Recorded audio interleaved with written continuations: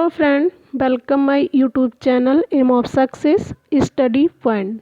Friend, आज जो हम चर्चा करेंगे वो करेंगे स्वरों का उच्चारण स्थान। पिछली वीडियो में हमने टॉपिक जो हमारा था वो था स्वरों के भेद को लेके, स्वरों के बारे में हमने जाना। आज भी हम स्वरों के बारे में ही जानेंगे, उनके उच्चारण स्थान के बारे में। इससे पहले एक छोटा सा इम्पोर्टेंट टॉपिक था, वो मैंने यहाँ पे ले लिया है, मात्रा। तो मात्रा कौन सी किसे कहते हैं? वे प्रतीक चिन्ह जो व्यंजनों के साथ स्वरों की उपस्थिति को दर्शाते हैं। मात्राएं क्या होती हैं? एक प्रतीक चिन्ह के रूप में। और जो व्यंजन है वो बिना स्वरों की सहायता से नहीं बोली जाती हैं। जब व्यंजनों पे स्वरों की मात्राएं लग जाती हैं तो उनसे एक सार्थक शब्द की प्राप्ति होती है। तो वे प्रतीक चिन्ह जो व्यंजनों के साथ स्वरों की उपस्थिति को दर्शाते हैं उन्हें मात्रा कहते हैं।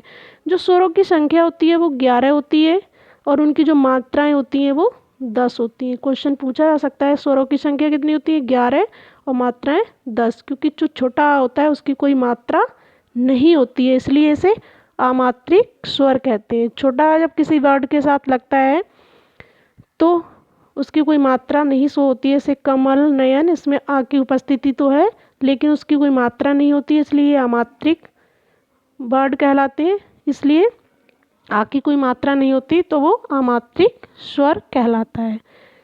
नेक्स्ट है स्वरों का उच्चारण स्थान।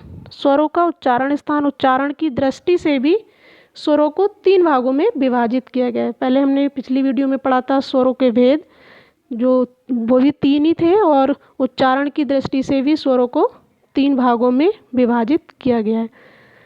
पहला है अग्र स्वर। अग्र मीन्स आगे, जो आगे वाली जो जिह्वा है उसके बारे में यहाँ बताया गया है कि जिन स्वरों के उच्चारण में जिह्वा यानी जो हमारी जीभ होती है उसका अग्र भाग ऊपर उठता है वे अग्र स्वर कहलाते हैं। मतलब ऐसे स्वर जब उनका हम उच्चारण करेंगे मुंह से तो हमारी जो जीभ है उसका आगे का भाग ऊपर उठेगा तो वो अग्र स्वर कहलाते हैं। इसमें आप उच्चारण करके देख सकते हैं कौन कौन से ई, ए, इस तरह से आप उच्चारण करके देखिए। आपकी जो जिह्वा है, जीभ है, उसके जो आगे का भाग है वो ऊपर को उठता हुआ दिखाई देगा, आपको प्रतीत होगा, तो ये अग्र स्वर कहलाते हैं। नेक्स्ट है मध्य स्वर। मध्य मीन्स बीच में। जिन स्वरों के उच्चारण में जिह्वा यानी जीभ समान अवस्था में नहीं रहती है वे मध्य स्वर कहलाते हैं। जिन स्वरों के उच्चारण में जीभ समान अवस्था में रहती है, नहीं होगा यहाँ पे, सॉरी यहाँ पे थोड़ा सा मिसप्रिंट हुआ है, नहीं होगा ये, मतलब समान अवस्था में रहती है वे मध्य स्वर कहलाते हैं। जैसे इसमें सिर्फ एक ही वर्ड आता है, छोटा आ। जब इसे हम बोलेंगे अ तो जो हमारी जीभ है वो एकदम समान अवस्था में रहेगी, ना आगे का भाग उसका उठता हुआ दिखाई देगा ना पिछले का भाग, इसलिए ये मध्य स्वर कहलाते हैं। जीभ हमारी समान अवस्था में रहती है। मध्य स्वर क्या होते हैं? जिन स्वरों के उच्चारण में जो हमारी जिह्वा है, जीभ है, वो समान अवस्था में रहती है वे मध्य स्वर कहलाते हैं। इसमें आता है छोटा आ, जैसे इस तरह से बोलेंगे अ तो हमारी जीभ एकदम समान अवस्था में है।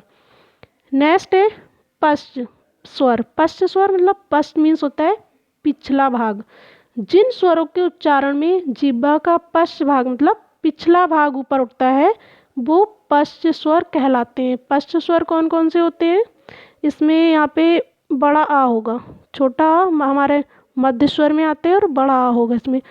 आ, उ, ओ, औ, इसमें जो हमारी जिह्वा है उसका पिछला भाग ऊपर उठता हुआ प्रतीत हो रहा है, तो ये हमारे कौन से शब्द कहलाते हैं? पश्च स्वर। नेक्स्ट है एक नोट है छोटा सा, इसके अतिरिक्त ये अंग और आहा ये भी ध्वनियाँ हैं। ये ना तो स्वर होते हैं और ना ही व्यंजन। जो ये अंग और आहा है ये ना तो स्वर होते हैं और ना ही व्यंजन। इन्हें क्या कहा जाता है?